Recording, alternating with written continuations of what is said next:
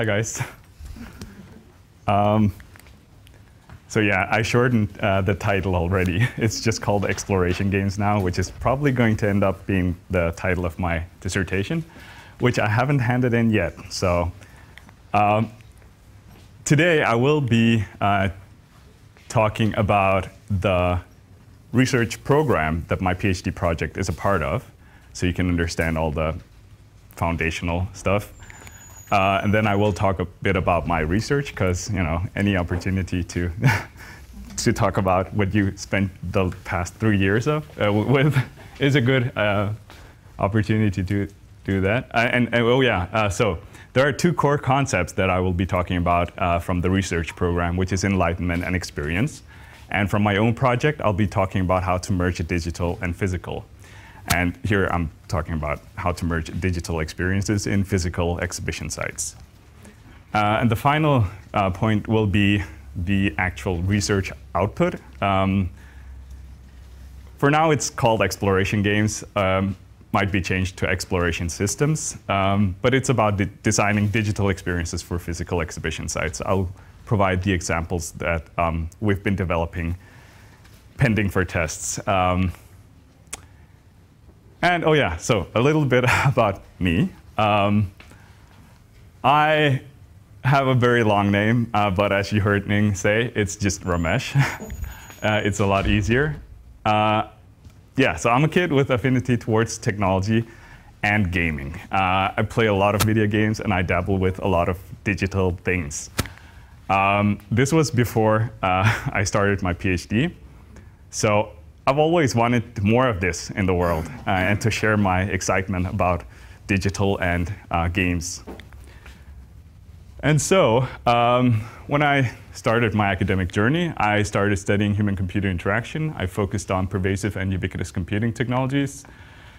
I have worked a lot with context awareness and adaptive interfaces, games and playful interaction. So this is basically another way of saying technology and games, but now with academic credentials.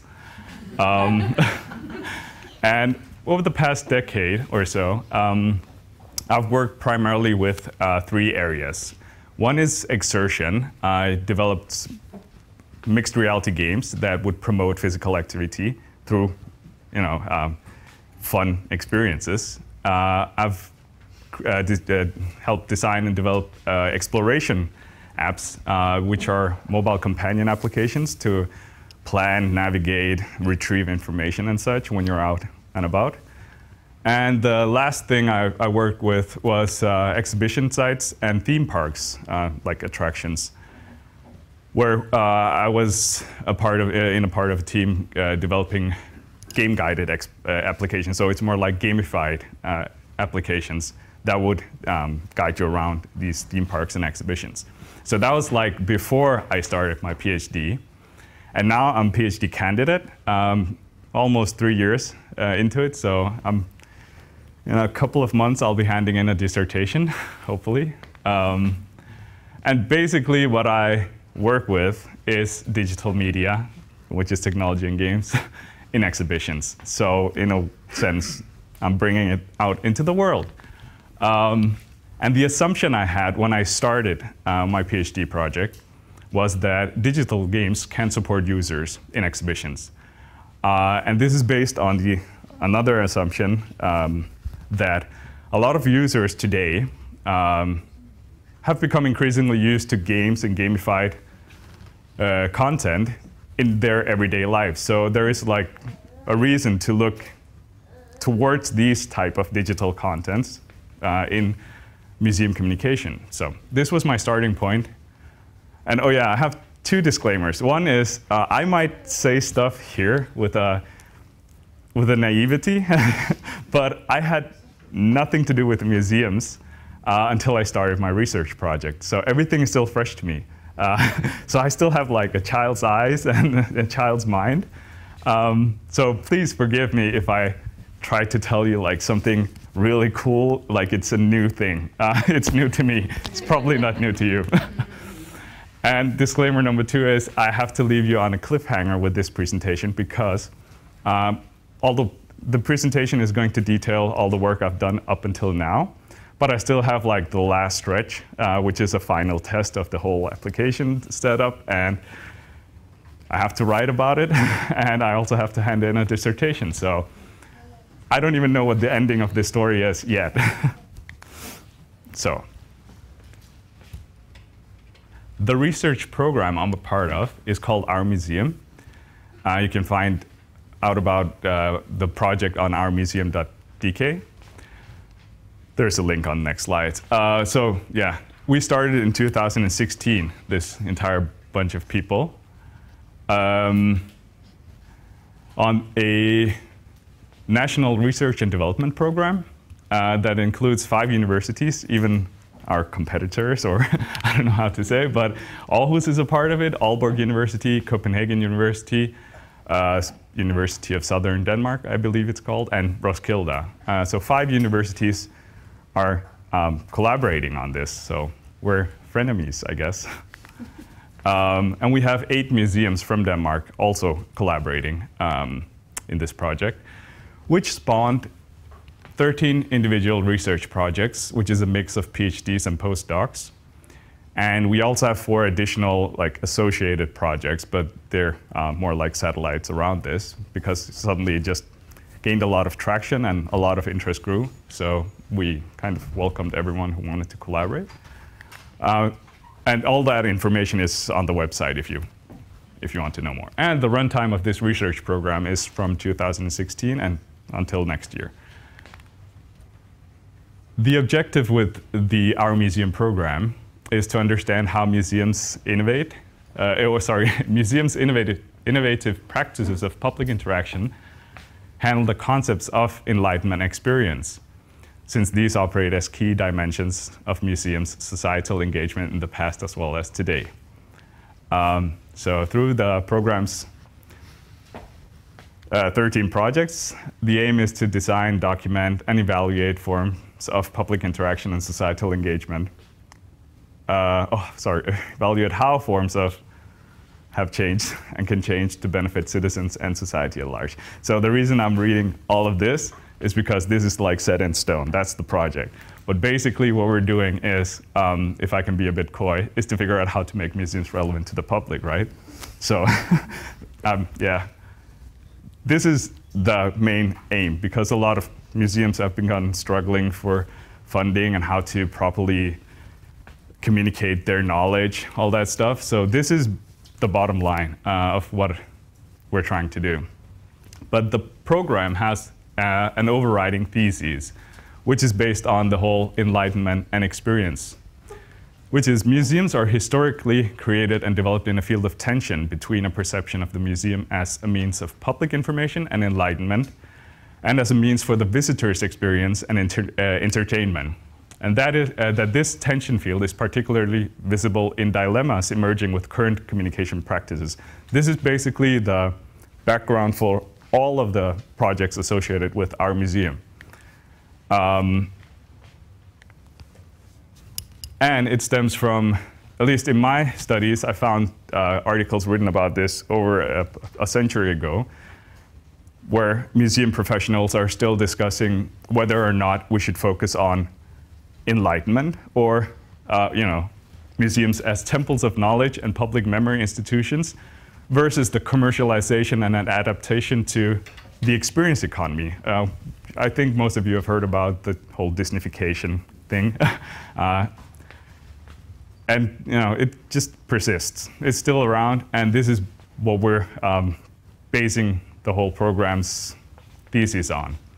So museum practices have been influenced by the tension between demands for producing entertaining experiences and historical commitment to the values of enlightenment. And I think this sort of ties into the previous presentation about how to properly present knowledge, right? Because even though you go, we want to be as factual as possible, there can be some misinterpretations or other things that make it not exactly how it was. And then there is the whole entertainment aspect that tends to go like, we don't care if it's exactly true, as long as it catches your attention, right? So just to be completely clear about these concepts, enlightenment denotes the didactic, educational, factual, forming, and informative, whereas experience denotes the emotional, engaging, entertaining, imaginative, involving, narrative, and playful. And to sort of frame this entire field, we operate with 3 analytical dimensions. One is institution, which is type of museum and how your relation to the users are, etc. This is also where the whole tension between experience and enlightenment might affect the way you communicate your content. And then there's the representation, which I will be spending most of my time today talking about, is about the technologies that we use to communicate our content. And these can be digital as well as analog. Then there is the user. The facilitation of users, how they should learn, and a lot of these national user surveys indicate that there are users and non-users, and do we want one or the other, and what type, etc. So these are like the 3 analytical dimensions that we work with.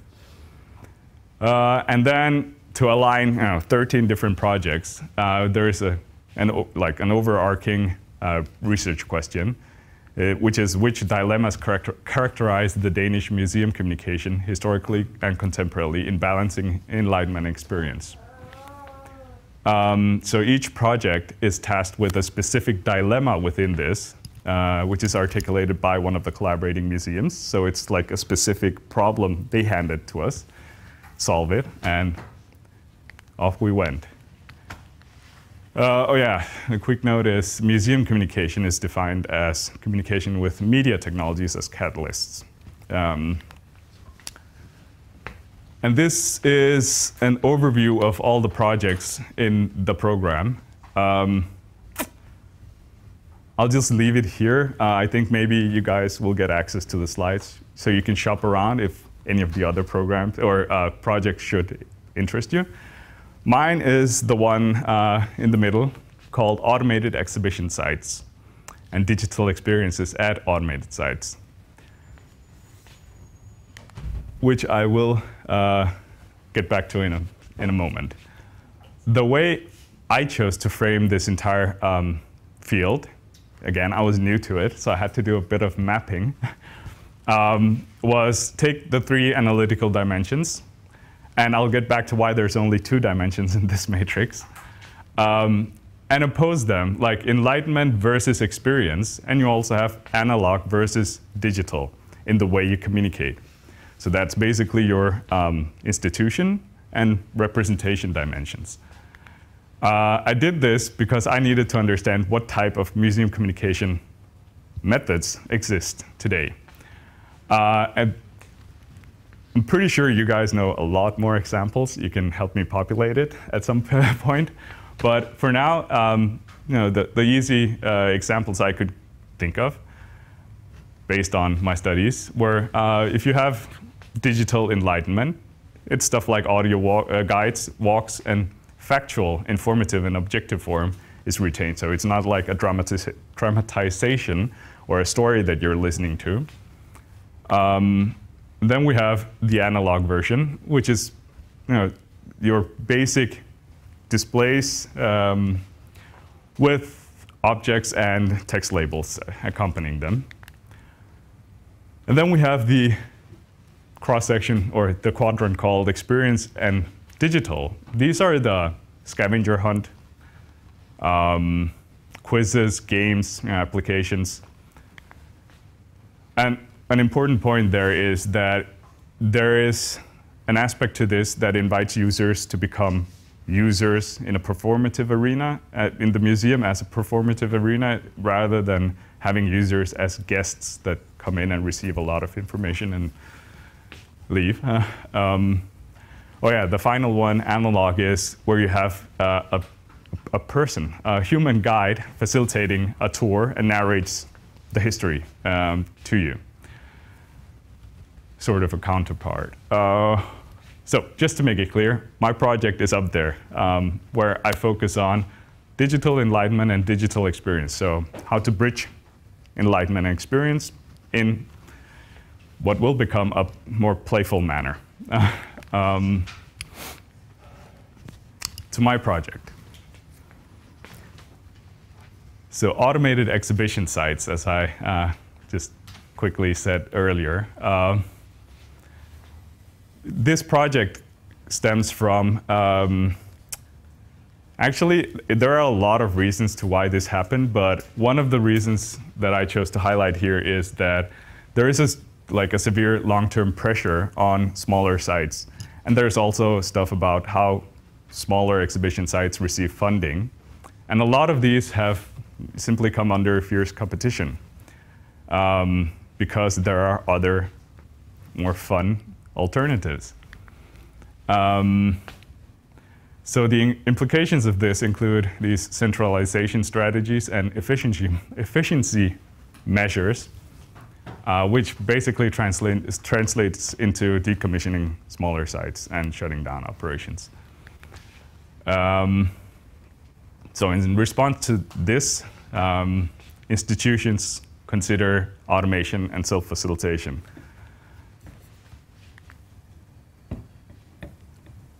Yeah, hang on.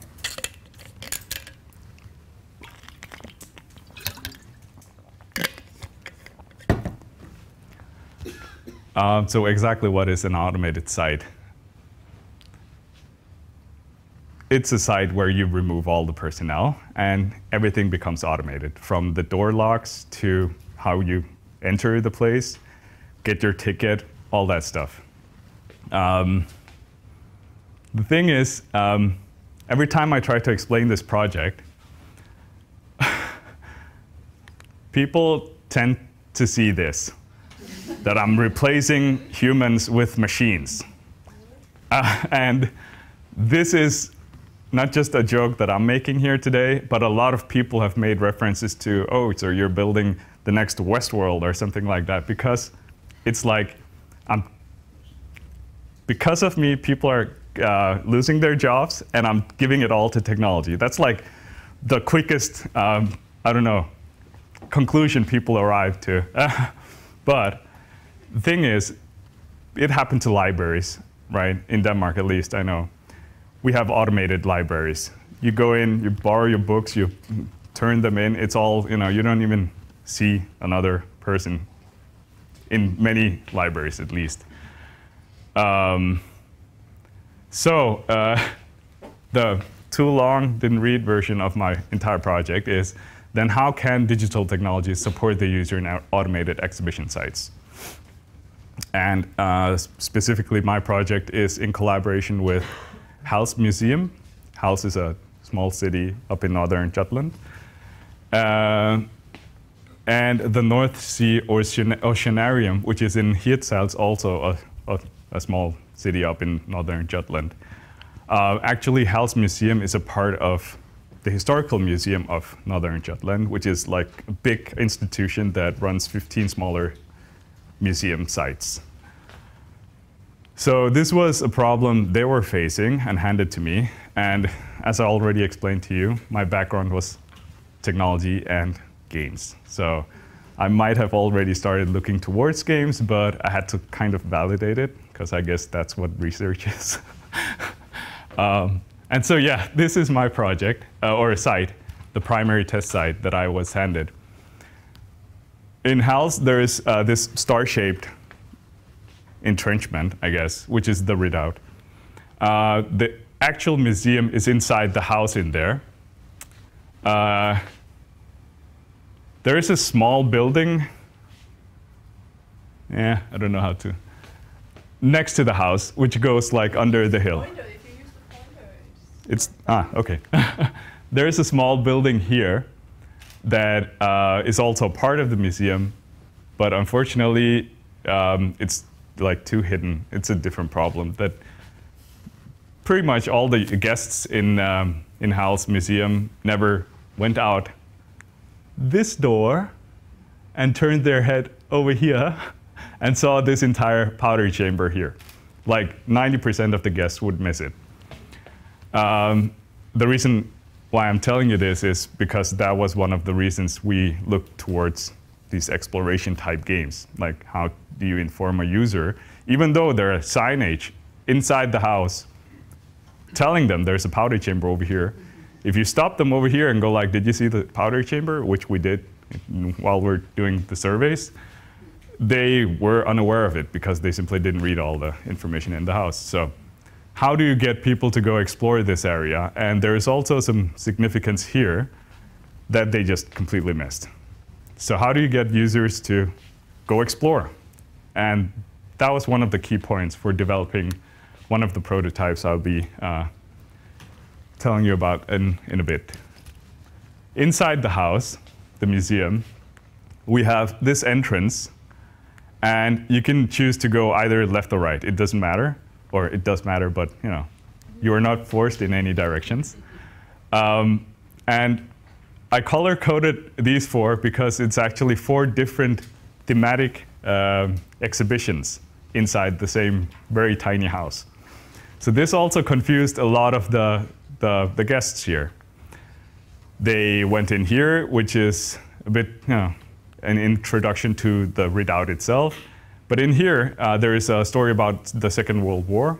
And in here is about a football team, in like local historical content. And here is everything related to the sea, because it's at the Limfjorden. It's close to the ocean. So it had like a rich history of fishermen and stuff like that. So as a guest, they would get super confused walking from room to room because there weren't really any directions given. So that was another point that we had to take in, and like, how can you? It was hard to influence the actual content of the house because a lot of people are dictating, we want this in the museum, we want this. So how do you streamline everything? And how do you guide the user without pointing them to specifics? Oh yeah, my other joke was, internally, we do call it Hals Museum nowadays, because it's back in 2018, like 1 year ago, the museum transitioned from a standard museum with a custodian who was also maintaining the museum shop and stuff, to it's like completely automated now. It's everything is secured with the video cameras, and the door is open and closed with time locks, 9 in the morning, 9 in the evening. So it's basically running itself, so hence the joke. The other site that I've been working with is the North Sea Oceanarium, which is an aqua zoo or aquarium, I guess, with an attached research facility. So this is something completely different, right? Because we have historical museum and I have this theme park attraction kind of thing. The reason I got into this is to test 2 different types of setups when you're designing these digital applications, which I'll get back to. So some of the empirical knowledge, most of this is pretty much just a glimpse. Most of it will be published in 2 forthcoming papers, just a little shameless promotion. And of course in my dissertation at some point. So as I told you, I'm very new to this museum context. So I did a lot of study and mapping of different exhibition sites. So like everywhere I would go, I would visit the museum with my little spreadsheet and do like statistics and everything I could fill in of information. Yeah, around the world. And more importantly, we did conduct user research across all the programs collaborating museums. So we did like intensive, in-depth user research to understand why, who enters these museums and why they did so, etc.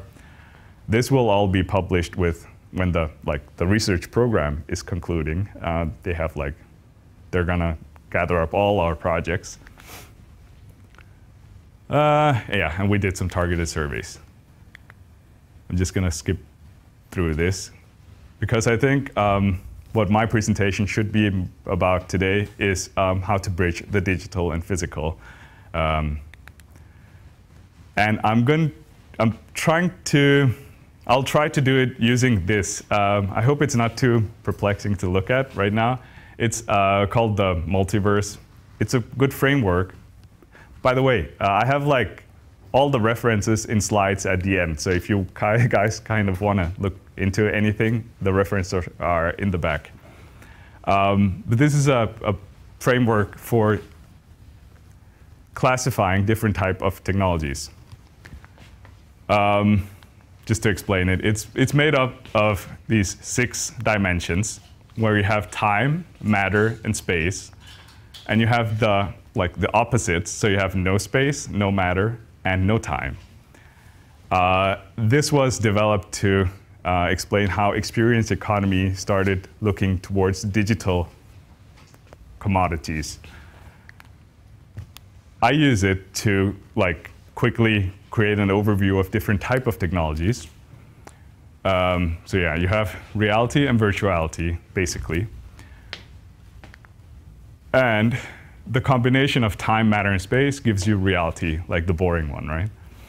No, I'm kidding. But then you have augmented reality. Most of you probably know that by now, what it is by now.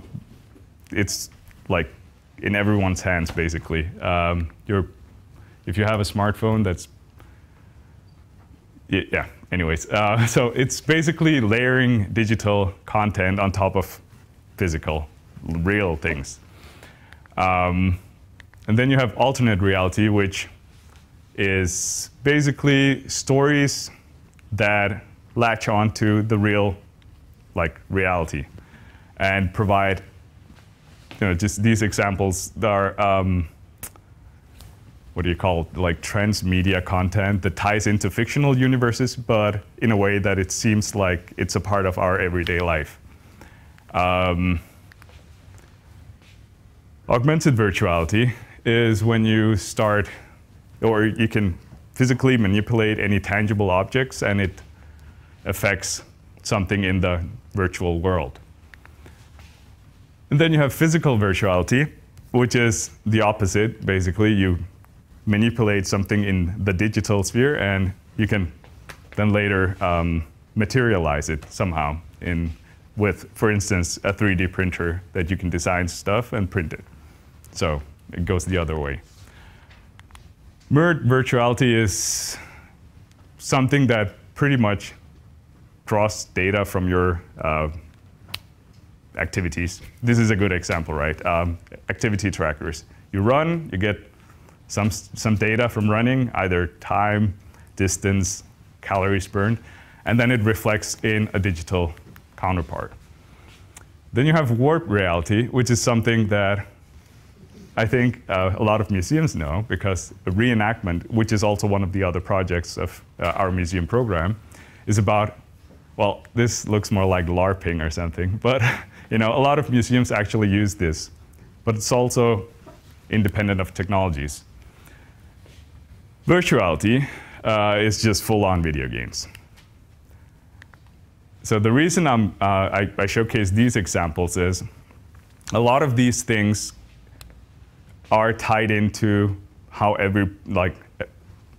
or not everyone, a lot of people consume content. These are the things that most of us constantly,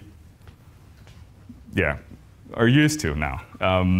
So when we start looking at a user, to me, it's important to talk about context. In everyday life, we can never just design one situation for one type of user, because context can be so many different things. I'm not going to go through all of these, but obviously, there are a lot of factors to consider. And I have this. It's one of my favorite slides, because at a point, this is what people imagined that the tech future would look like, right?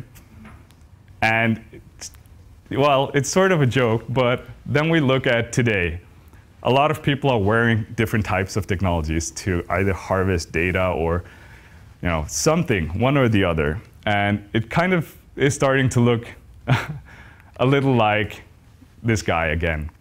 And the reason I'm showing you this is when these technologies tend to be with us everywhere, it would be foolish not to look at those type of technologies when we're designing future solutions, right? Luckily, instead of going all haywire, there is this one device. I'm sorry, it's not like the smartphone that solves everything, but it does contain a lot of different type of technologies that are constantly evolving. And more users are getting access to this. And they know how to use it, which is a key point, or at least learning. When I started my project and we started looking at specific solutions with my museum, of course we started looking at what type of technologies are out right now and what will be feasible in the near future and the far future, right? So a good place to start looking is stuff like the Gartner Hype Cycle. This is basically an indicator based on market research, which type of technologies are emerging right now, and what the projected future of that type of technology is. These labels down here, innovation trigger is when something enables a new type of technology. Peak of inflated expectations is the hype train. And I'm also one to fall into this category because I get hyped. There's like new stuff, possibilities are endless, right? But of course, we temper that with our knowledge about how this technology will fare. And often, a lot of these new technologies will end up in the trial of disillusionment, which is when we figure out, like, oh, it didn't do exactly what I wanted it to do. And there's a point of me telling you this. I hope you'll laugh at me at the end, or laugh with me. Then there's the slope of enlightenment, where we start figuring out how to use technologies. And it becomes like, now we can use it. So a different example would be QR codes, right? Everyone laughed at QR codes. It was like, it was a blemish on everything. But today, it's actually one of the really feasible technologies. It took some time, but we're here now with QR codes. And we got back to using them, or starting to.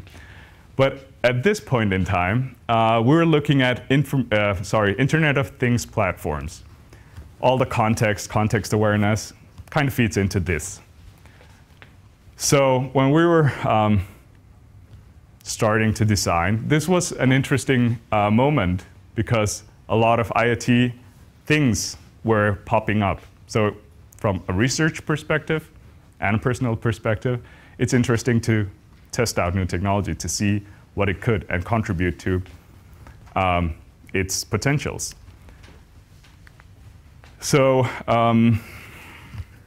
actually, I have a few video examples, but I'm going to skip those. I'll just give you an explanation. This is the SF MoMA. I believe that's San Francisco Museum of Modern Art. It is. Cool. They did a new type of context-aware adaptive mobile guides, or audio guides. So depending on where you walked, there would be some information. And if you decided to stop, the narrative, the information you were getting would also just pause or fade out, and there would be some ambient music and stuff. They started reinventing the audio guide using context awareness. The example in the video is a bit more elaborate, but that's the gist of it. Different types is TaskRabbit was, I actually think these guys don't exist anymore, but they created a context or location-based application for quickly doing like small jobs and earning money. And there was also an element of gamification in this. I know this is out of the exhibition context, but this is just to give you a few examples of how different products and systems have sort of infiltrated our everyday life. Uber, I think most of you are familiar with. And then we have something like Field Trip that is partially developed by Google engineers, and Niantic, who also made Pokemon Go later on. This is an application to help you explore new areas when you're out traveling. And then we have the whole dating scene that also gamified everything. And I want to quickly rush to this, because this is my background. And I circled back because partly research, but also, to be honest, a personal interest. I want to see if this can be translated and used in an exhibition site, right? I think the final example here is one most of you will be familiar with, Pokemon Go. Has anyone here not heard about Pokemon Go? Cool. And I wanted to share some of the memes, because this is like, this one kind of resonates with me. Like, everyone was so happy in 2016. We're all friends, just walking around outside, looking at each other and go like, nice, right? And why not? If this is possible, you should be able to. Just a more serious point is, when people started playing this game, a lot of people who would either not play this type of game or not even know what Pokemons were. And then the other side of it, people who weren't necessarily the types who would go out and walk 5 kilometers a day to hatch an egg. It kind of motivated everyone to get out, right? The numbers are there, and the statistics, indicate some kind of revolution. So it opened up this type of gaming and technology to a whole new audience. So yay, Pokemon Go. Circling back to the technology part. When we, at the museum, started looking at what's realistic, we started investigating different type of Internet of Things platforms. And one we came across was this Estimote beacon. I actually brought one just to show you how small they are.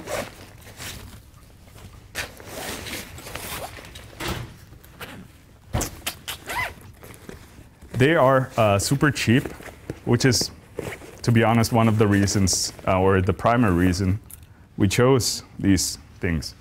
So it's loaded with 2 AA batteries that you can replace. And you just pretty much stick it on somewhere, right?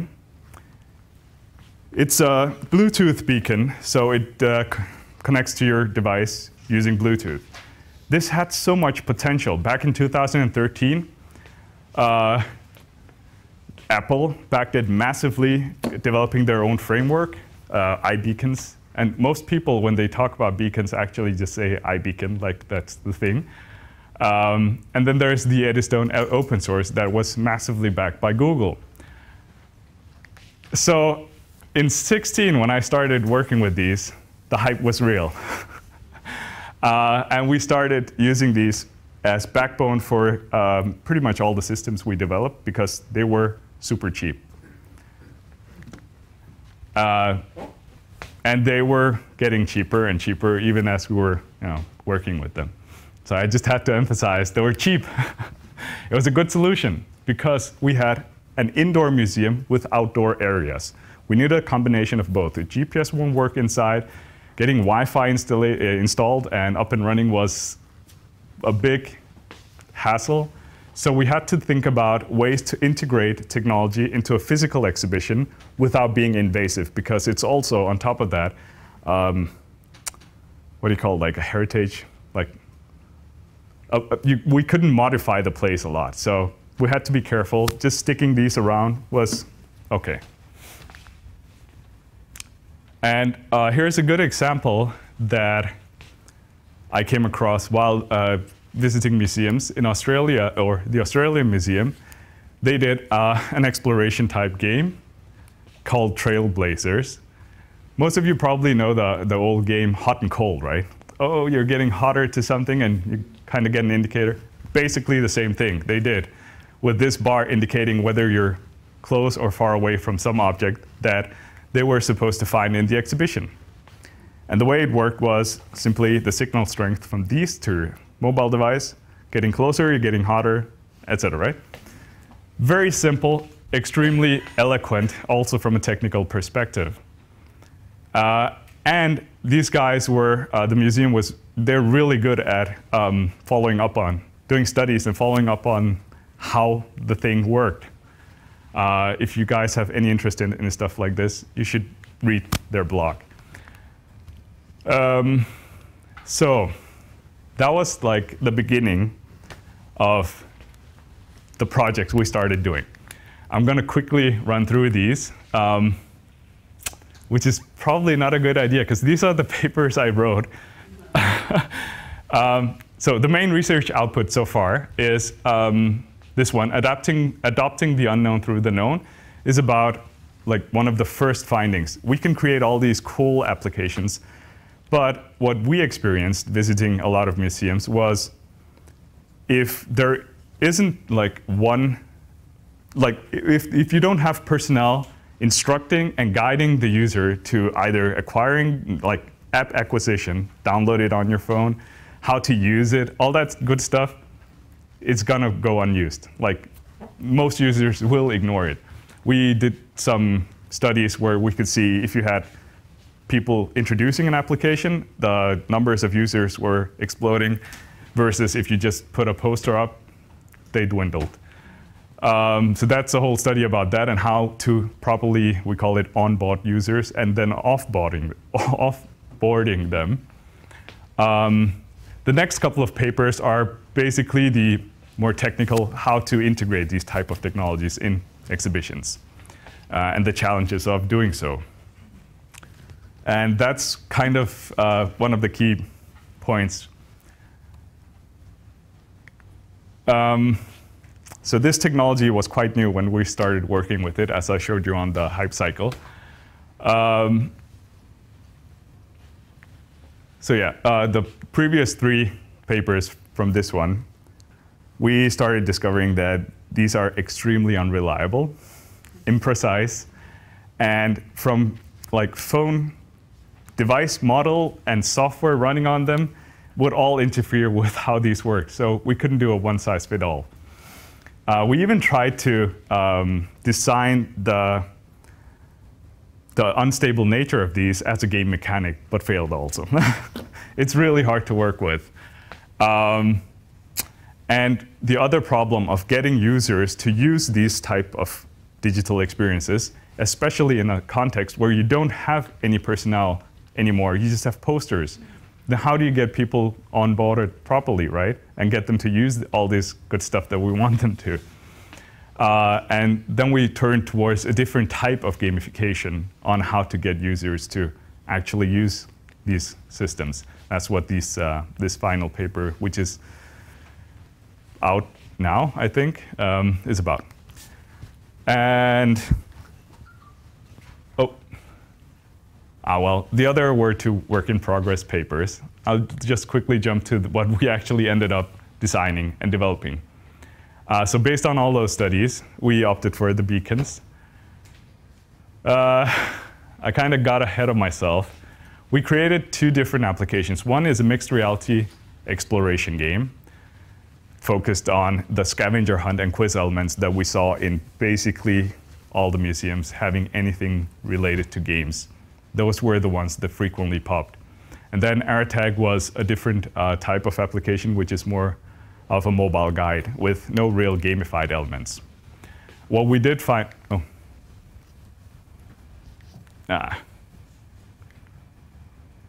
OK.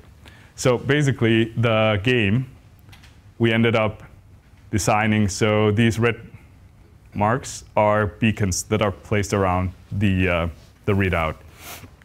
And in order to, the basic premise of the game is you get a blank slate, and you have to populate it with content. And here we had an opportunity to provide content that wasn't presented in the museum, but instead of focusing on every single type of, all the different exhibitions inside, we just made the whole readout to one big exhibition and told the story of this place instead of all these weird fragmented things inside. So we had an opportunity, and when I say we, it's because this was a close collaboration with my museum, so my museum partners were the ones delivering the content and shaping it, we could visualize how the redoubt looked back in the 1600s when it was built. So in order for a user to rebuild or get the visualization, they would have to physically walk around and rebuild the redoubt. That's one part of the exploration. This hasn't been tested yet. That's like, all of this is pending a large-scale user test in August. So if you guys are bored, come visit me in Hals. And the other one is a quiz that is working. It works kind of the same way with beacons, but inside the house. So that would, every time you get close and you unlock a node, it would pose a question. So we have done a lot of user tests, but primarily with students from Aalborg University. So these are more like a lead user test. But it also showed us a lot of, well, it gave us a lot of feedback that we used to further develop the product or system that we are now about to release. The other one was this mobile application, AirTag, which is, this was developed primarily to test what type of content people prefer in these exhibitions. So we had text, audio, different lengths of text and audio, and video to see what the primary user preferences were. This one also needs a large scale user test. Sorry. So this is like where I'm at right now. These are the products that all this research has developed into. And then I got ahead of myself. This was the joke, because what happened was both of those systems are based on beacons, especially because beacons are a good idea in aquariums. A lot of water, you can't really have signal traveling through water, so you can place these and triangulate zones. Like, it's ingenious. Except last year, Google, Apple, all the big players pulled all support for it, and now no phones are supporting these natively. So it just got left dead in the water, so to speak. So that's what happens. So we're still gonna test it, but the discoveries were it's an unstable, insecure technology. However, the actual focus of my project, the next step and the final step will be to see, can we use exploration games to support the users by navigating, giving them some type of experience, and the information, the factual stuff. Can we combine all that in one type of system? That's going to be like the final test that is the cliffhanger I told you about, because I don't really know what's going to happen with it all. So yeah. Thank you, Ramesh. That was the final one.